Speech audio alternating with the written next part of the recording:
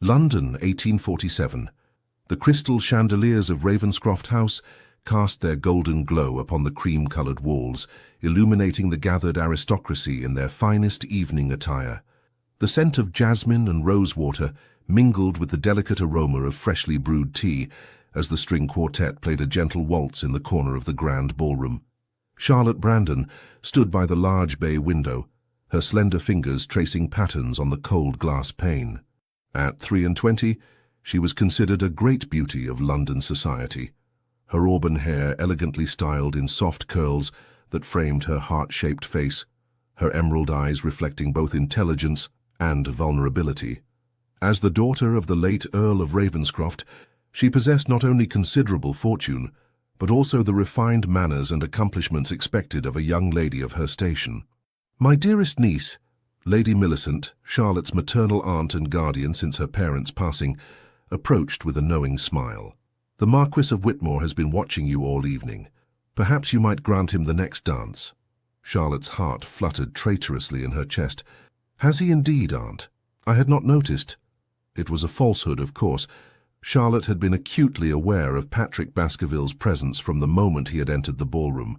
The Marquis of Whitmore was the very embodiment of masculine elegance, tall and broad-shouldered, with raven-black hair and piercing blue eyes that seemed to see through all pretense.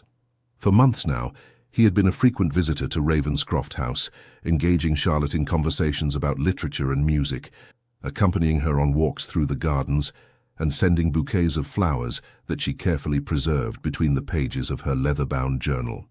"Do not play coy with me, child," Lady Millicent chided gently. "The whole of London society speaks of nothing but the possibility of an engagement between you two. Your uncle and I could not be more pleased with the match."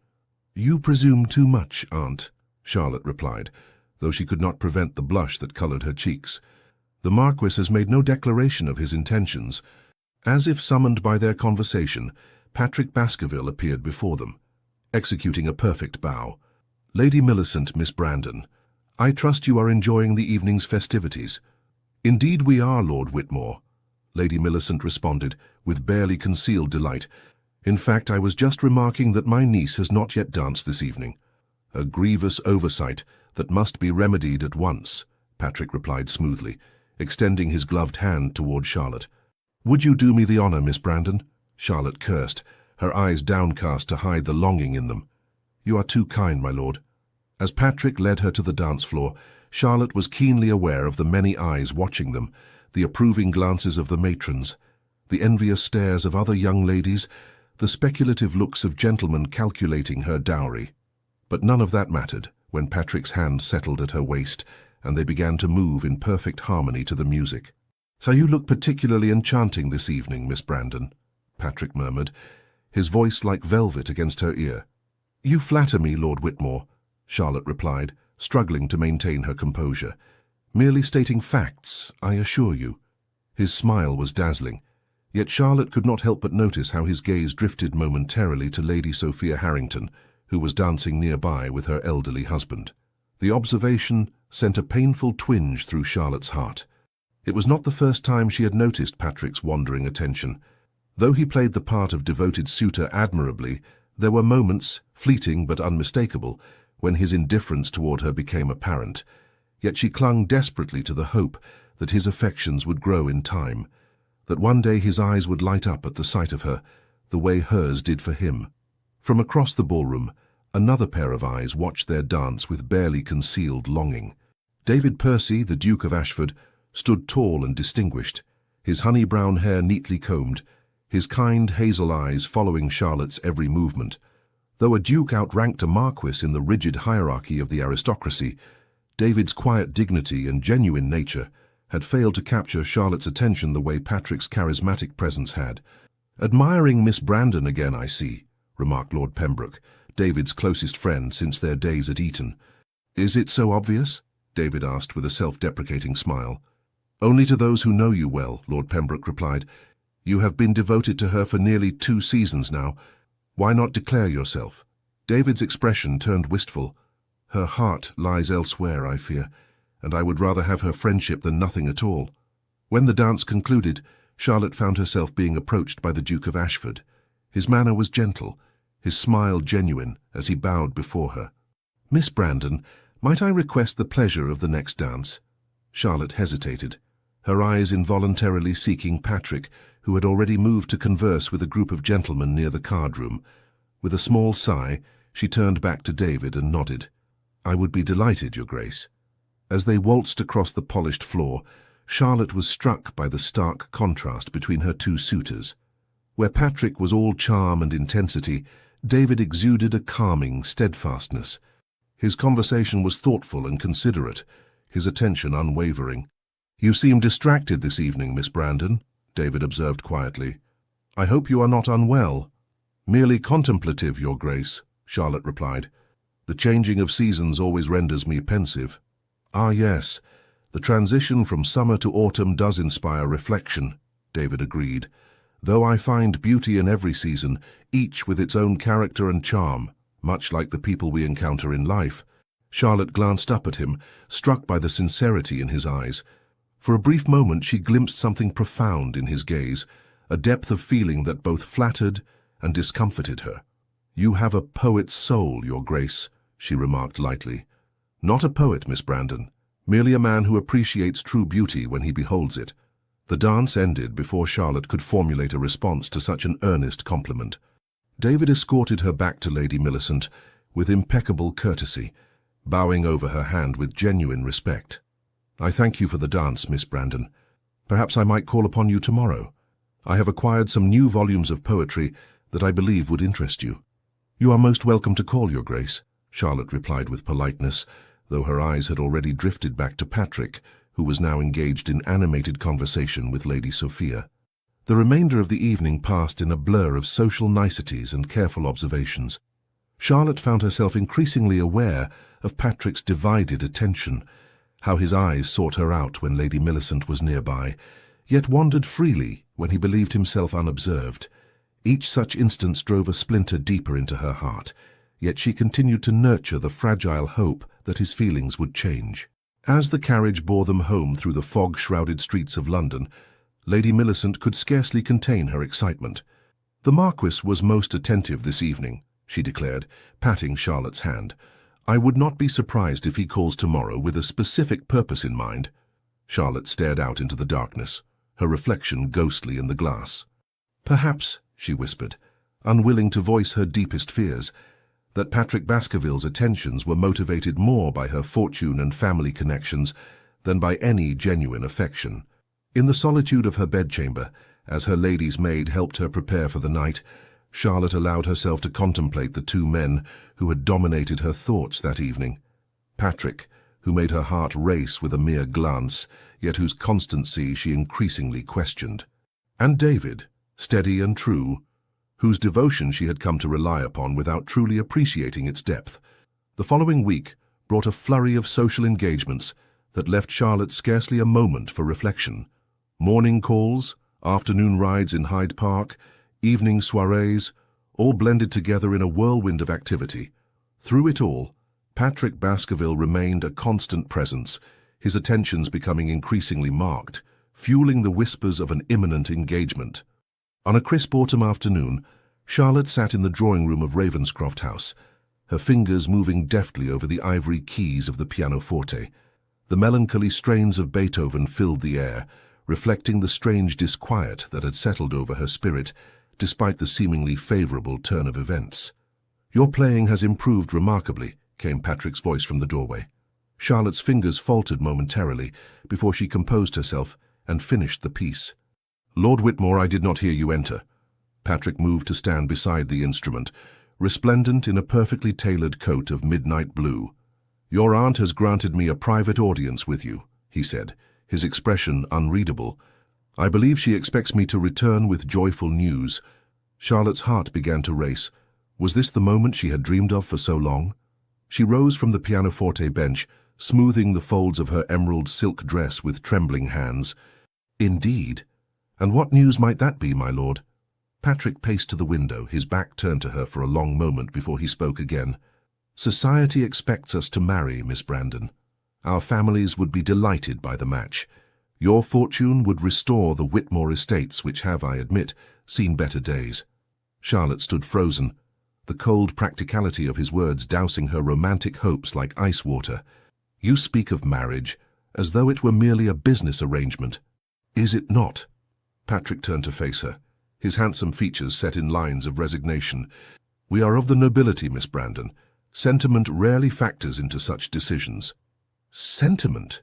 You speak of love as though it were a trifling matter," Charlotte replied, her voice barely above a whisper. Patrick's expression softened slightly as he approached her. "Charlotte," he said, using her given name for the first time, "you are a beautiful, accomplished young woman. Any man would be fortunate to call you his wife." "Any man but you, it seems," she responded, her perceptiveness cutting through his careful words. A flash of surprise crossed Patrick's face before he nodded slowly. "You deserve honesty, at least. I admire you greatly, but I must be clear, I will never love you. Not in the way you deserve." The words struck her like physical blows, each syllable hammering against her heart. Charlotte turned away, desperate to hide the tears that threatened to spill from her eyes. "My affections lie elsewhere," Patrick continued, oblivious to the devastation he was causing. "But they are engaged where they cannot be returned. A marriage between us could still be advantageous for both our families." Charlotte drew a deep, steadying breath before facing him again, her chin held high, despite the pain coursing through her. "I thank you for your honesty, Lord Whitmore, but I must decline your offer such as it is. I may not have the luxury of marrying for love, but neither will I bind myself to a man who has plainly stated he can never return my affections." Patrick appeared genuinely taken aback by her refusal. "You would reject the opportunity to become a marchioness, to secure your family's position and join two great houses?" "I would," Charlotte replied with newfound resolve. "My father left me well provided for. I need not sell myself to restore another family's fortune." A flash of anger crossed Patrick's face, followed quickly by wounded pride. "As you wish, Miss Brandon.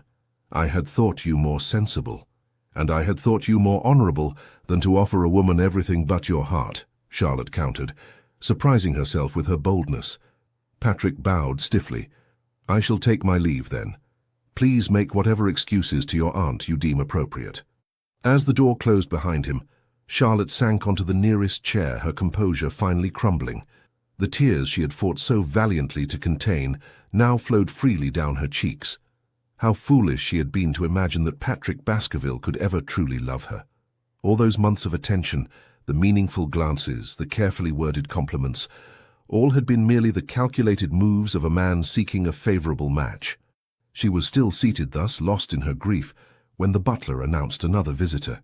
"His Grace, the Duke of Ashford," he intoned, as David Percy entered the drawing-room. Charlotte hastily wiped away her tears, but there was no disguising her distress. David took one look at her face and was immediately at her side, concern evident in his expression. "Miss Brandon, what has happened? Are you unwell?" The genuine worry in his voice only served to heighten Charlotte's emotional state. "Forgive me, Your Grace. I am not fit for company at present." "Nonsense," David replied gently. "I count myself your friend, Charlotte, if you will permit me that liberty. And friends need not always present a perfect facade to one another." His kindness was her undoing. Before she could stop herself, Charlotte found herself confiding in him about Patrick's cruel declaration and her own shattered dreams. David listened without interruption, his expression growing increasingly troubled. When she had finished, he took her hand in his touch warm and reassuring. "Lord Whitmore is either a fool or blind, perhaps both," he said quietly. "To hold your heart in his hands and cast it aside so carelessly is unforgivable." "You are too kind, Your Grace," Charlotte murmured, embarrassed by her emotional display, yet strangely comforted by his presence. "Not kind, truthful," David corrected her. "Any man worthy of you would cherish your affections as the precious gift they are." Their eyes met, and for the first time Charlotte truly saw the man before her, not merely as Patrick's rival or as a titled gentleman of her acquaintance, but as a person of depth and character, whose steady gaze offered something her wounded heart desperately needed: respect. "I have brought you something," David said after a moment, reaching into his coat. He withdrew a small, leather-bound volume. "Wordsworth's poems. I marked a passage that reminded me of you." Charlotte accepted the book, her fingers brushing against his. "You are thoughtful as always, Your Grace." "David," he said quietly, When we are not in formal company, I would be honored if you would call me David." A small smile tugged at Charlotte's lips, despite her sadness. "Then you must call me Charlotte in return." "Charlotte," he repeated, as though testing the sound of her name on his lips. "Would you permit me to call upon you tomorrow? Perhaps a drive through the park might help lift your spirits." She nodded, suddenly grateful for his steadfast presence. "I would like that very much, David." After the Duke's departure, Charlotte opened the volume he had given her, finding a ribbon marking a particular poem. As she read the words, lines about resilience and the quiet healing power of nature, she felt something shift within her, like the first faint light of dawn after the darkest night. That evening, she penned a letter to her cousin in Bath, requesting an invitation for an extended visit. London society, with its gossip and prying eyes, had become unbearable. She needed distance, from Patrick, from the humiliation of her rejected love, and, perhaps most importantly, from her own foolish heart. What she did not anticipate was how reluctant she would be to distance herself from the Duke of Ashford, whose kindness had been the sole bright spot in her darkest hour. The morning after Charlotte's painful encounter with Patrick, she awoke with swollen eyes and a heaviness in her chest that made even the simple act of rising from bed seem monumental. The leather-bound volume of Wordsworth's poems lay on her nightstand, where she had placed it before falling into fitful slumber. Her fingers traced the embossed title as she recalled the Duke of Ashford's, David's, kindness the previous day. Her lady's maid entered with a breakfast tray, her expression sympathetic. "A letter arrived for you this morning, miss, from His Grace, the Duke of Ashford." Charlotte accepted the sealed note, her heart lightening slightly at the sight of David's elegant handwriting. He confirmed their plans for an afternoon drive and expressed hope that she had found some solace in Wordsworth's verses. The genuine concern evident in every carefully chosen word provided Charlotte with enough strength to face the day ahead, a day that would undoubtedly include her aunt's questions about Patrick's visit. As expected, Lady Millicent was waiting in the morning room, her expression expectant. "Well, my dear? Lord Whitmore requested a private audience yesterday. I trust there is happy news to share." Charlotte steeled herself, chin raised slightly. "I'm afraid not, Aunt. Lord Whitmore and I had a frank discussion about our compatibility. We mutually agreed that a match between us would not be suitable." Lady Millicent's face fell, her disappointment palpable. "Not suitable? But, child, the Marquis is one of the most eligible gentlemen in London. What could possibly be unsuitable about such a match?" "Some discrepancies in temperament," Charlotte replied, unwilling to reveal the true humiliation she had suffered. "And in expectations for marriage." Before Lady Millicent could press further, Charlotte mentioned her invitation to visit Eleanor in Bath, presenting it as an opportunity to refresh herself before the winter season, rather than the escape it truly was. Though clearly displeased, her aunt could offer no reasonable objection, particularly when Charlotte suggested that a change of scenery might help her reconsider her position regarding suitable matches. The remainder of the morning passed in a blur of mundane activities: correspondence, needlework, a brief visit from Lady Pembroke and her daughters, all of which Charlotte endured with outward composure, while her mind continuously returned to Patrick's cruel words, "I will never love you." By the time David's carriage arrived that afternoon, Charlotte was desperate for respite from her thoughts. The Duke greeted her with warm concern, immediately noting her pallor despite her efforts to appear unaffected. "You did not sleep well," he observed, as he handed her into the carriage. Charlotte managed a small smile. "Is it so obvious?" "Only to one who cares to notice," David replied gently. As they drove through Hyde Park, the autumn landscape provided a melancholy backdrop to their conversation. Golden leaves drifted from the trees, a reminder of summer's end and the inexorable passage of time. David spoke little at first, seemingly content to allow Charlotte her contemplative silence, yet his presence beside her offered a quiet comfort she had not expected. "I've been thinking about what happened yesterday," Charlotte finally said, her gloved hands folded tightly in her lap. "I feel I must apologize for burdening you with my distress." David turned to her, his expression earnest. "There is no need for apology, Charlotte. I consider it a privilege that you felt able to confide in me. Still, it was hardly proper. Propriety is a poor substitute for genuine human connection," he interrupted gently. "Your honesty was far more valuable to me than any social nicety." His words touched something deep within Charlotte. For so long, she had existed within the rigid confines of proper society, measuring her worth by how well she adhered to its expectations. Patrick had been part of that world, all surface charm and calculated moves, like pieces on a chessboard. David, though born to even higher rank, seemed to see beyond such constraints to what truly mattered. "I've decided to accept my cousin Eleanor's invitation to Bath," Charlotte said after a moment. "I feel I need some distance from London society at present." David nodded thoughtfully. Bath is lovely this time of year. The waters are said to have restorative properties for both body and spirit. Have you spent much time there? Some. I have a small property near the city that I visit occasionally. He hesitated briefly before adding, "Perhaps, if you would permit it, I might call upon you there during your stay." The prospect of continuing their acquaintance away from London's prying eyes brought unexpected warmth to Charlotte's cheeks.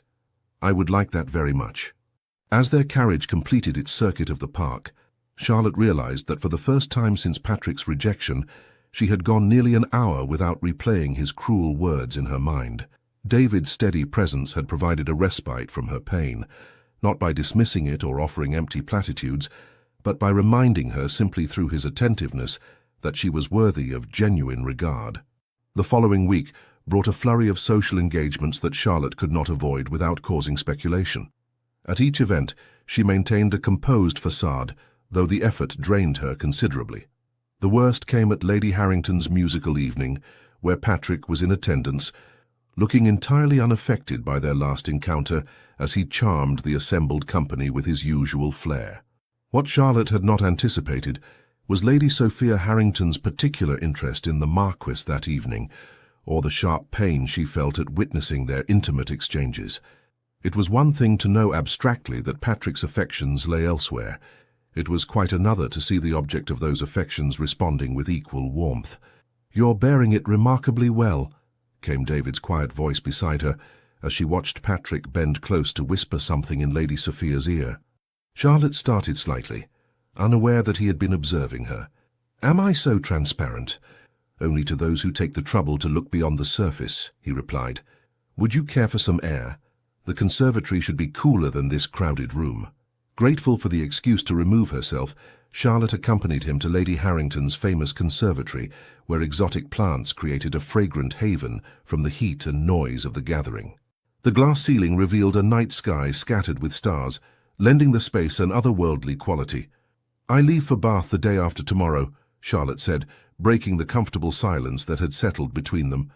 "I find I'm looking forward to it more with each passing day. I imagine it must be difficult to maintain appearances when your heart is still raw," David observed. Charlotte nodded, surprised and touched by his perception. "It is not merely the pain of rejection," she admitted. "It is the humiliation of having been so thoroughly deceived. By Lord Whitmore, yes, but more significantly by my own heart. I believed his interest to be genuine when it was clearly motivated by practical considerations." "Not all hearts are so calculating," David said softly. "Some are capable of recognizing true worth when they encounter it, without thought of advantage or position." There was something in his tone that made Charlotte look up at him sharply. The expression in his eyes, tender, admiring, yet hesitant, caused her breath to catch. For the first time, she allowed herself to truly consider the possibility that the Duke's attentions might be motivated by genuine affection rather than mere courtesy. Before she could formulate a response, they were interrupted by the approach of Lady Millicent, who had come in search of her niece. The moment passed, but Charlotte found herself contemplating it long afterward, during the quiet hours of the night when sleep eluded her. The day of Charlotte's departure for Bath arrived with unseasonable warmth, as though summer were making one final stand against autumn's advance. David called at Ravenscroft House that morning to bid her farewell, bringing with him a small parcel wrapped in brown paper. "A few volumes for your journey," he explained, as she accepted it with thanks. "The hours can pass slowly, even on a relatively short trip like London to Bath." "You are always so thoughtful," Charlotte said, genuinely moved by his consideration. "It is easy to be thoughtful when one cares deeply," David replied simply.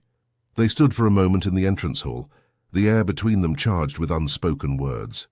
Charlotte found herself wishing that circumstances were different, that her heart was not still bruised from Patrick's rejection, that she could approach this new possibility with clarity rather than confusion. "I shall write to you," David promised as he took his leave, "and perhaps visit if my presence would not be unwelcome." "It would be most welcome," Charlotte assured him, surprised by the sincerity in her own voice.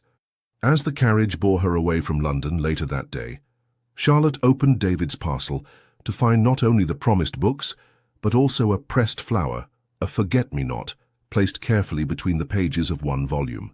The simple gesture spoke volumes, bringing unexpected tears to her eyes and a small tentative smile to her lips. Bath welcomed Charlotte with its elegant sandstone buildings and slower pace of life. Eleanor's townhouse near the Royal Crescent provided a peaceful sanctuary, her cousin's no-nonsense attitude and dry humor offering exactly the kind of companionship Charlotte needed. "So," Eleanor said on Charlotte's first evening, as they sat before the fire with glasses of sherry, "tell me about this Marquis who has sent you fleeing to the provinces." Charlotte hesitated, still uncomfortable discussing Patrick's rejection. But Eleanor's direct gaze and genuine concern eventually loosened her tongue, and she found herself relating the entire painful episode. "The insufferable cad," Eleanor declared when Charlotte had finished. "To speak so callously to any woman, let alone one of your sensibility and accomplishments. You are well rid of him, my dear, though I understand the heart is not easily convinced of what the mind knows to be true." "Indeed," Charlotte agreed softly, "though each day brings a little more clarity. And what of this Duke who has been so attentive? Your Aunt Millicent mentioned him in her letter, with significant underlining, I might add." Charlotte felt a blush warm her cheeks. "His Grace has been most kind." "Kind, is it?" Eleanor's eyes twinkled knowingly. "In my experience, when a duke takes particular interest in a young lady's well-being, kind is rarely the whole story."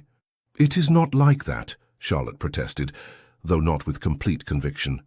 "The Duke of Ashford is different. He sees beyond the surface, values substance over appearance. His attention feels genuine in a way that Lord Whitmore's never truly did, though I was too blinded to recognize it." "Then perhaps this sojourn in Bath will prove beneficial in more ways than one," Eleanor suggested. "Distance often brings perspective, particularly in matters of the heart." The first 2 weeks of Charlotte's stay passed in quiet routine. Mornings were spent taking the waters at the pump room, afternoons devoted to walks or visits to the shops, evenings occupied with reading or conversation with Eleanor. The respite from London's social whirl allowed Charlotte's wounded spirit to begin the slow process of healing.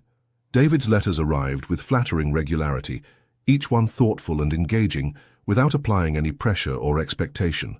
He shared observations about books they had both read, described interesting encounters from his daily life, and asked questions that demonstrated genuine interest in her thoughts and experiences.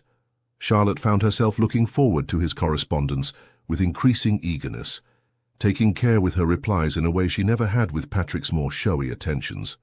It was during her 3rd week in Bath that Charlotte received a letter from Lady Millicent containing disturbing news. Lord Whitmore had been caught in a compromising position with Lady Sophia Harrington by her elderly husband. A duel was rumoured to be imminent, and all of London society was abuzz with the scandal. Charlotte read the letter with a curious detachment, as though it described events happening to strangers rather than to a man who had so recently held her heart. She was surprised to discover that her predominant emotion was not jealousy or renewed hurt, but rather a sense of vindication, and more surprisingly, gratitude. Had Patrick accepted her love, she might now be facing the humiliation of a husband publicly exposed as an adulterer. "You seem lost in thought," Eleanor observed as they strolled through the botanical gardens later that day. "Is it still the Marquis?" Charlotte sighed, watching a pair of butterflies dance among the roses. "Less and less each day, I find. It is rather the mortification of having been so thoroughly deceived, both by him and by my own heart. I believed his interest to be genuine when it was clearly motivated by practical considerations." "Hearts can be remarkably resilient when given the chance," Eleanor replied, "and remarkably wise the second time around." "The Duke of Ashford continues to write, I notice," Eleanor remarked, her shrewd eyes missing nothing. 3 letters this week alone." Charlotte felt a blush warm her cheeks. "He is a faithful correspondent." "And a faithful admirer, I suspect," Eleanor added with a knowing smile.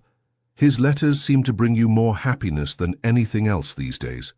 Before Charlotte could formulate a response, they were interrupted by the arrival of a messenger boy, bearing yet another letter, this one not from David, but from Lady Millicent in London. Charlotte broke the seal with trepidation, which quickly turned to dismay as she read her aunt's words.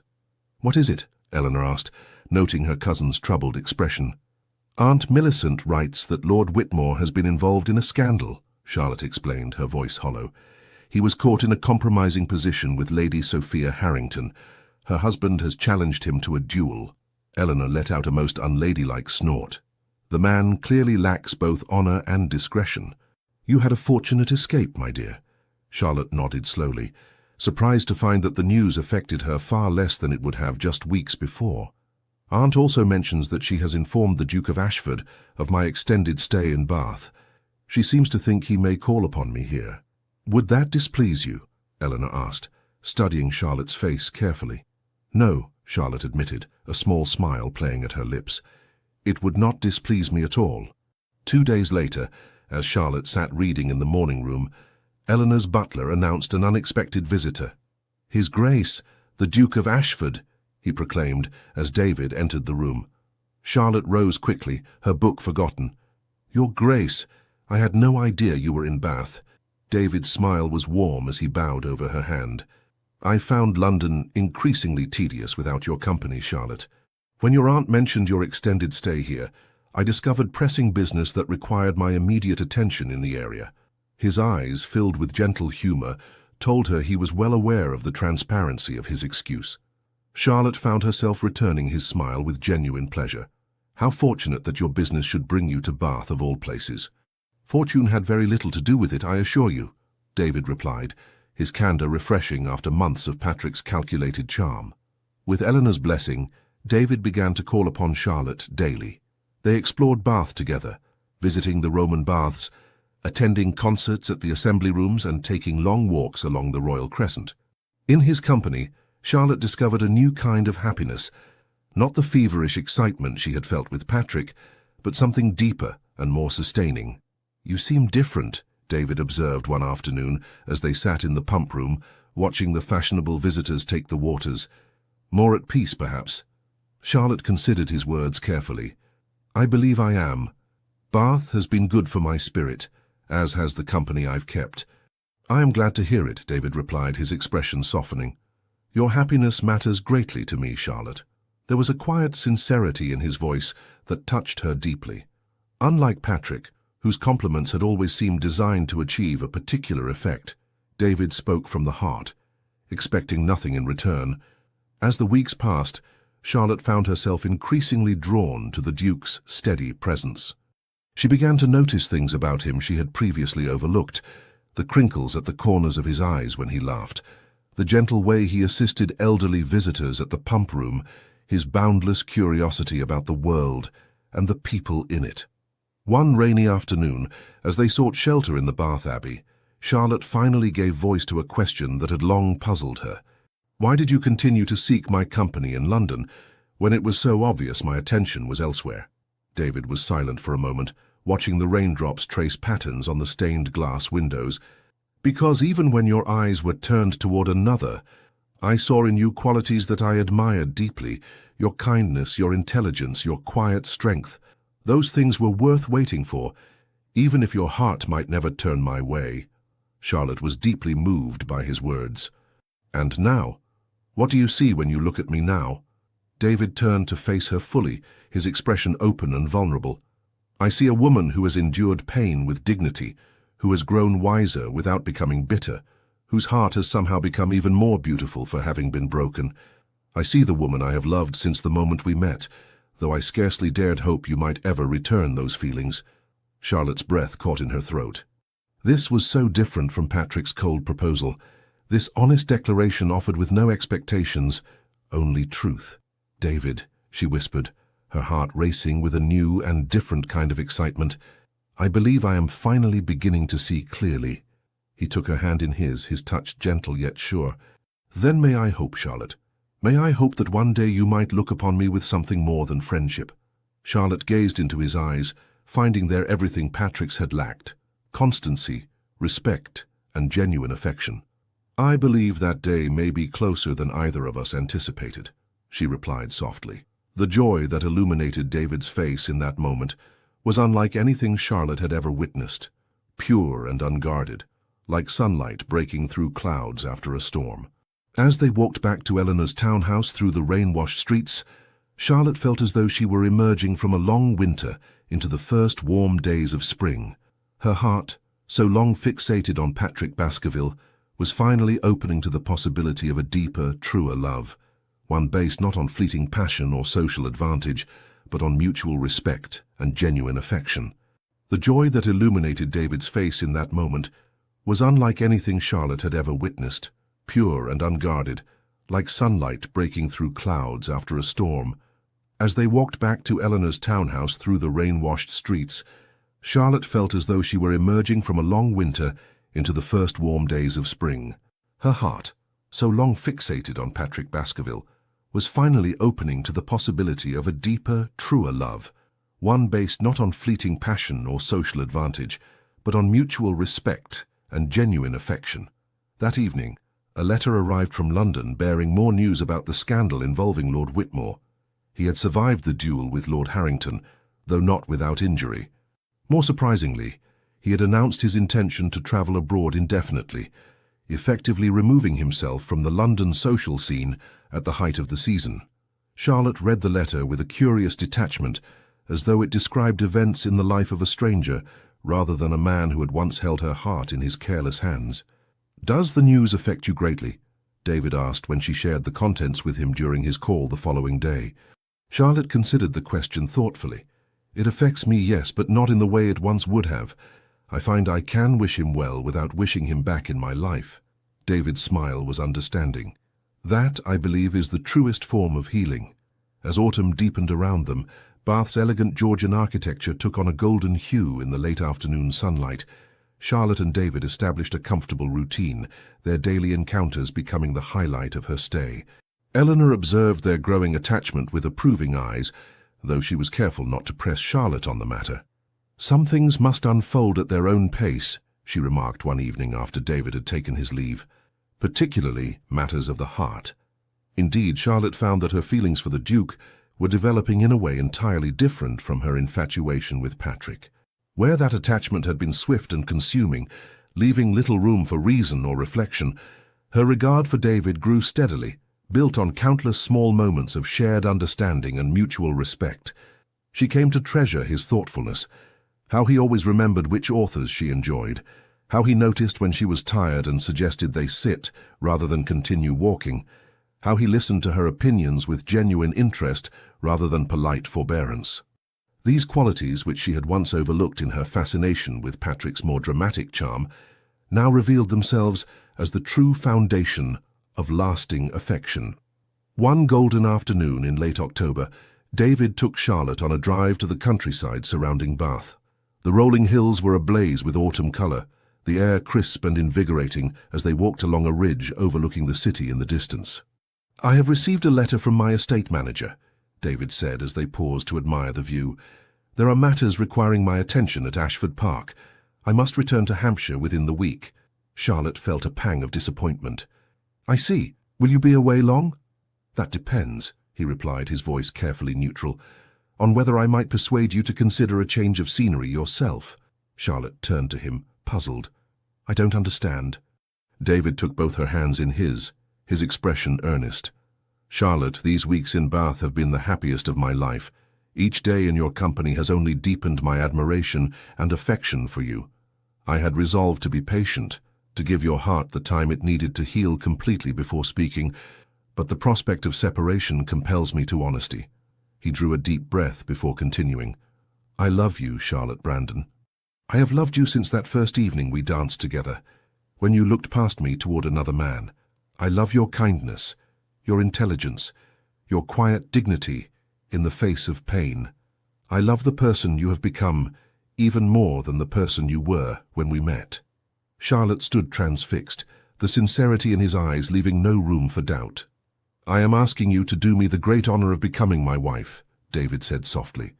"Not because society expects it, or because it would be advantageous. but because I believe we could build a life of genuine happiness together. If you need more time, I will wait. If your heart is not yet ready, I will understand. But I could not leave without telling you the truth of my feelings.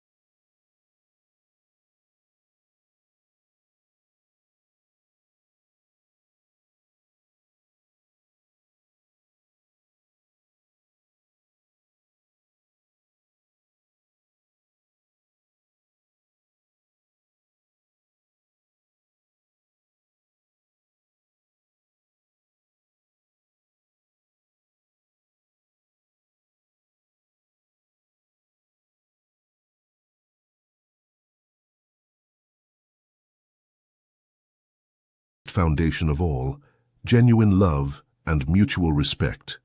As they emerged from the church amid a shower of rose petals and well-wishes, Charlotte caught a glimpse of a familiar figure standing near the back of the crowd, Patrick Baskerville, his expression unreadable as he watched the newly wedded couple. For a brief moment their eyes met across the distance. Charlotte felt no triumph, no desire to flaunt her happiness before the man who had once rejected her so cruelly. Instead, she offered a small, genuine smile, not of forgiveness exactly, but of acknowledgement that his actions, however painful at the time, had ultimately led her to true happiness.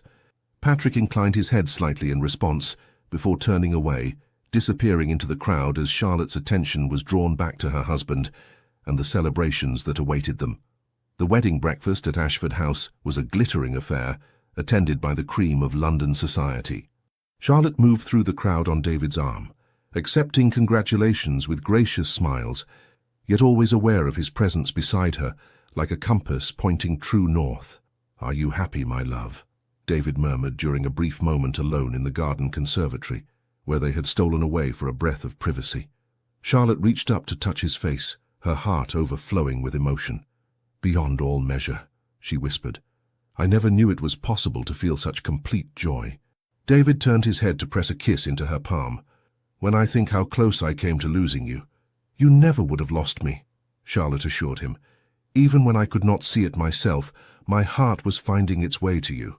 He smiled, drawing her closer.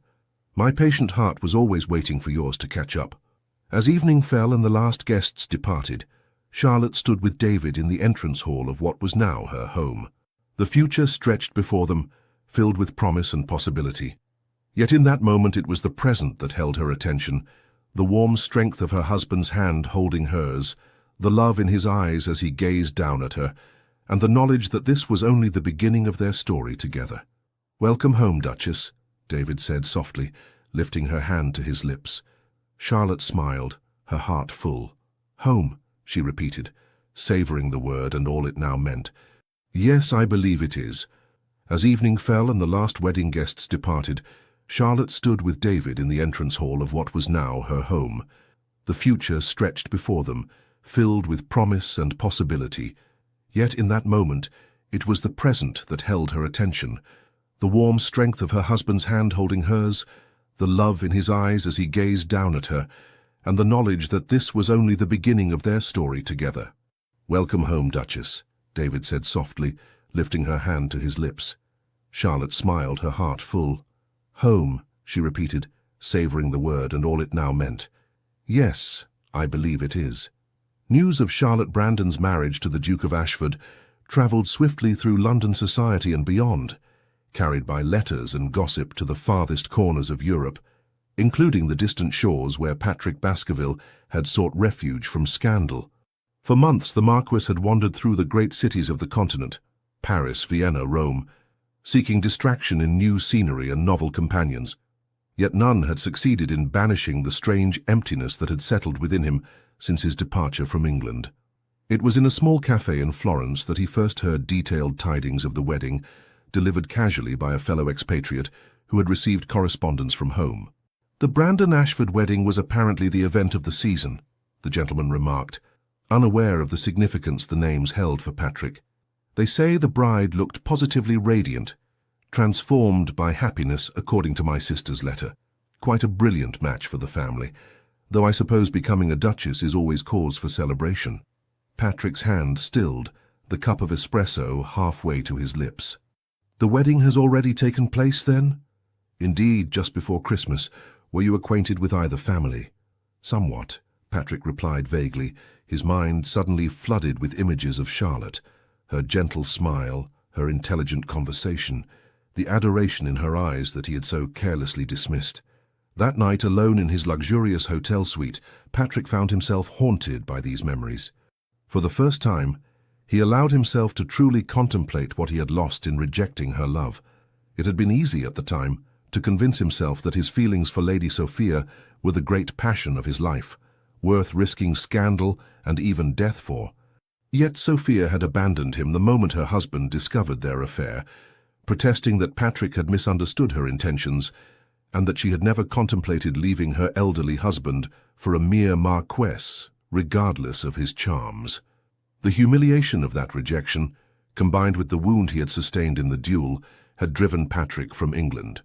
Now, months later, he could see his infatuation with Sophia for what it had been, shallow and self-destructive, a poor substitute for the genuine affection Charlotte had offered him. "I will never love you," he had told her with such cruel certainty. How could he have been so blind, so arrogant, so utterly wrong? By morning, Patrick had made his decision. He would return to England immediately.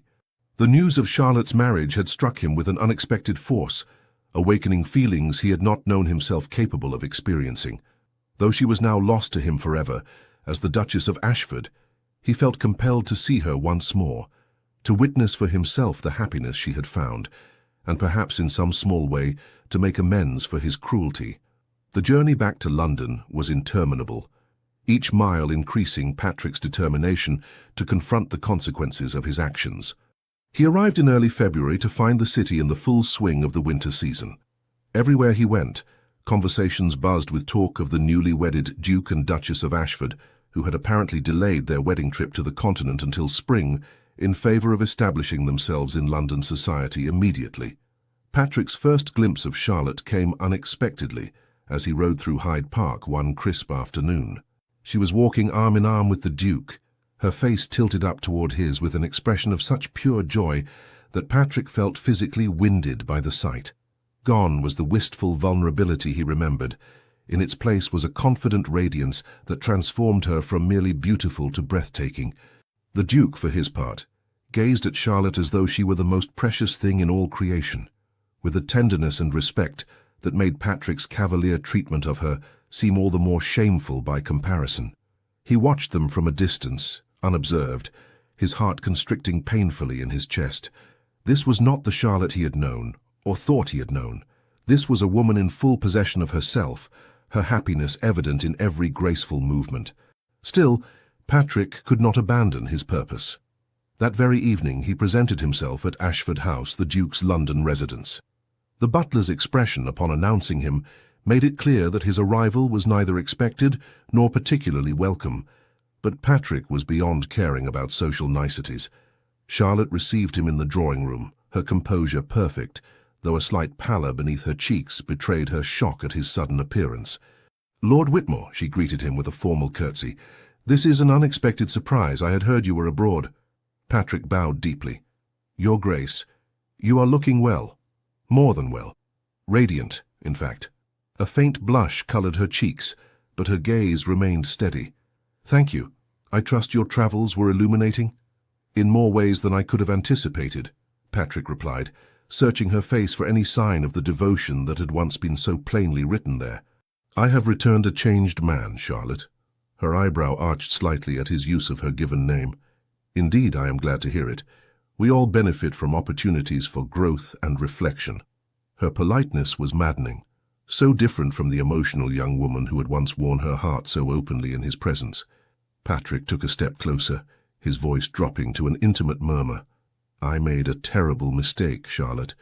The words I spoke to you that day, they haunt me still. I was a fool, blind to the treasure that stood before me."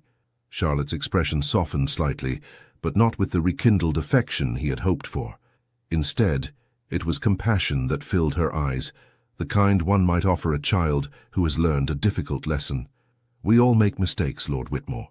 The important thing is that we learn from them." "I have learned," Patrick insisted, reaching for her hand. "I have learned that what I once dismissed as unimportant, constancy, sincerity, genuine affection, are in fact the only things that matter. I have learned that I was wrong when I said I could never love you. I do love you, Charlotte. I love you with a depth that astonishes me." Charlotte gently withdrew her hand from his grasp. "Your timing is unfortunate, my lord. As you must know, I am now the Duchess of Ashford. My heart and my hand belong to my husband." "Marriages can be—" Patrick began desperately. "Do not say it," Charlotte interrupted, her voice suddenly firm. "Do not dishonor yourself further by suggesting what I know you were about to suggest. My marriage is not merely a legal contract or a social arrangement. It is the most sacred promise of my life, made to a man I love completely." Patrick felt as though he had been struck. "You cannot mean that." The way you looked at me once, the love in your eyes, was real, Charlotte acknowledged, but it was not lasting. True love, I have discovered, is not merely about passion or admiration from afar. It is about being truly seen and valued for who you are. David has given me that gift, and I could no more return to what I once felt for you than I could return to childhood after experiencing the fullness of adulthood. The truth of her words was undeniable, yet Patrick found himself unable to accept them. At least grant me the opportunity to prove myself changed. Allow me to court your friendship, if nothing else. Charlotte shook her head, her expression gentle but resolute. My heart is not a pendulum, Lord Whitmore, swinging back and forth at the merest touch. It has found its home with David, and there it shall remain. You speak as though love is a choice, Patrick protested. The truest love is both feeling and choice, Charlotte replied with quiet certainty. I chose David, with my heart and my mind in perfect accord. Patrick stared at her, realizing with growing despair that the woman before him was indeed lost to him, not because she was married to another, but because she had outgrown the need for his approval or affection. The Charlotte who had loved him so devotedly was gone, replaced by this self-possessed woman whose happiness no longer depended on his regard. I see, he said at last, his voice hollow. I have truly lost you then. You cannot lose what was never truly yours, Charlotte replied softly. But you have not lost the opportunity to find happiness elsewhere, with someone whose heart is free to love you as you deserve to be loved. Patrick laughed bitterly. As I deserve. After the way I treated you, I hardly think I deserve anyone's love. We all deserve love, Lord Whitmore, Charlotte said with unexpected gentleness. But we must also be worthy of it. Perhaps that is the lesson you were meant to learn. The sound of approaching footsteps in the hallway drew their attention. A moment later, the Duke of Ashford entered the drawing room, his expression betraying momentary surprise at the sight of Patrick before settling into polite neutrality. Lord Whitmore, he greeted with a formal bow. I had heard you had returned to London. Your Grace, Patrick replied stiffly. I was just congratulating the Duchess on your marriage. David crossed the room to stand beside Charlotte, his hand coming to rest protectively at the small of her back. The gesture was subtle yet unmistakably possessive, a silent claim that did not go unnoticed by Patrick. How kind of you, David responded, his tone courteous, though his eyes remained watchful. Charlotte and I have been blessed with good wishes from all quarters. Charlotte leaned almost imperceptibly into David's touch, drawing strength from his presence. Lord Whitmore was just leaving, I believe, she said, her gaze meeting Patrick's with gentle finality. Defeated, Patrick bowed to them both. Indeed. I wish you every happiness in your marriage, Your Grace. As he turned to leave, Charlotte's voice stopped him. Lord Whitmore. Patrick. He glanced back, a flicker of hope rekindling at her use of his given name. I truly do wish you well, she said sincerely. I hope you find what you are seeking. The kindness in her words was somehow more devastating than anger would have been. Patrick nodded once, unable to speak past the tightness in his throat, and departed. Outside, the first snowflakes of winter had begun to fall, dusting the streets of London with their cold purity. Patrick stood for a long moment on the pavement, watching the lights of carriages passing through the growing darkness. Through the window, he caught a glimpse of Charlotte and David, their heads bent close together in intimate conversation, their expressions softened by a love so tangible it seemed to illuminate them from within. The sight filled Patrick with an ache that was part envy, part regret, and, unexpectedly, part acceptance. Charlotte had moved beyond the pain he had caused her. She had found happiness, true happiness, with a man who cherished her as Patrick had failed to do, and in that moment, despite his own broken heart, he could not bring himself to wish it otherwise. In the weeks that followed, Patrick withdrew from London society, finding its gossip and superficial pleasures suddenly hollow. He spent hours in his library, reading the books Charlotte had once discussed with such intelligence and passion, seeing them now through different eyes. He began corresponding with his estate manager in Scotland, making plans to visit the property he had neglected for years. It was at Lady Eleanor Winthrop's literary salon, which he attended on impulse one Thursday evening, that Patrick encountered Miss Rebecca Harrison. She was not a conventional beauty, but there was something striking about her dark eyes and the intelligence they reflected as she contributed thoughtfully to a discussion about Mary Shelley's works. You make an interesting point about the creature's fundamental humanity, Patrick found himself saying. Few readers look beyond the horror elements to see the profound questions Shelley raises about what truly makes us human. Rebecca turned toward him, surprise and then recognition dawning in her expression. Lord Whitmore, I didn't expect to see you at a literary gathering. I am attempting to broaden my intellectual horizons, he replied with a self-deprecating smile, though I fear I am woefully behind in my reading. It is never too late to begin, she observed. The greatest journey starts with a single step, as they say. There was something refreshing about her forthright manner. No coyness, no calculated charm, just honest conversation between equals. For the first time in months, Patrick found himself genuinely engaged.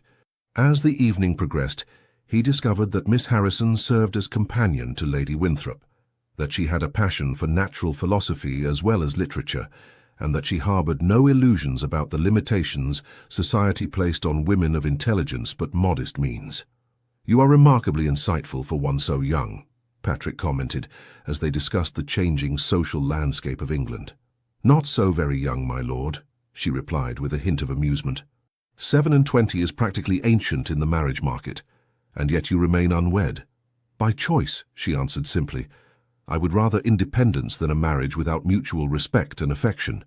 Patrick found himself intrigued by her forthright manner. A radical notion. Perhaps, she acknowledged, but one I suspect the new Duchess of Ashford would understand. She chose true happiness over mere position, after all. The mention of Charlotte might once have pained him, but Patrick found he could now think of her with a curious mixture of regret and gratitude. She did indeed, and society is beginning to follow her example, I think. The old ways of arranging marriages solely for advantage seem increasingly outdated. Progress comes slowly, Rebecca observed, but it does come. Each generation builds upon the foundations laid by those who came before. As the salon drew to a close, Patrick found himself reluctant to end their conversation. Would you permit me to call upon you, Miss Harrison? I have greatly enjoyed our discussion. Rebecca studied him thoughtfully. Lady Winthrop hosts these gatherings every Thursday when in London. You would be welcome to continue our conversation next week. It was not the eager acceptance he might once have expected from a woman of her station, but Patrick found her measured response refreshing, rather than disappointing. Then I shall look forward to Thursday with great anticipation. Over the following weeks, Patrick became a regular attendee at Lady Winthrop's salon, his conversations with Rebecca Harrison growing increasingly wide-ranging and personal. He found in her something he had never truly valued before, an intellectual equal, whose perspective challenged and expanded his own. One afternoon in early spring, Patrick encountered Charlotte and David in the British Museum, where he had gone with Rebecca to view a new exhibition of classical artifacts. The four acknowledged each other with polite greetings, the initial awkwardness giving way to a civil conversation about the exhibition. Patrick observed with interest how David deferred to Charlotte's knowledge of Greek mythology, his pride in her intellect evident in every glance. More striking still was the easy companionship between them, the small touches, the shared smiles, the wordless communication of a couple truly attuned to one another. They seem very happy, Rebecca commented quietly as they moved on to the next gallery. They are, Patrick agreed, surprised to find he could say it without pain. She deserves nothing less. Rebecca glanced at him curiously. You knew her well? I thought I did, Patrick replied honestly, but I failed to see her true worth until it was too late. And now? Now I am learning to see people, truly see them, for the first time in my life, he said, his gaze meeting hers with new clarity. It is a humbling but necessary education. Rebecca's smile held a warmth that kindled something hopeful in Patrick's heart. The best educations often are. As spring blossomed fully across London, Patrick found himself at a crossroads. His estates in Scotland still awaited his attention, yet the prospect of leaving London and Rebecca grew increasingly unappealing. Their relationship had developed into something neither had anticipated, a friendship built on mutual respect that had gradually, almost imperceptibly, deepened into something more. It was during a walk in Kensington Gardens, the air fragrant with lilacs and new growth, that Patrick finally gave voice to feelings he had been nurturing for weeks. I will be travelling to Scotland soon, he began, watching Rebecca's profile as she admired a particularly fine magnolia tree.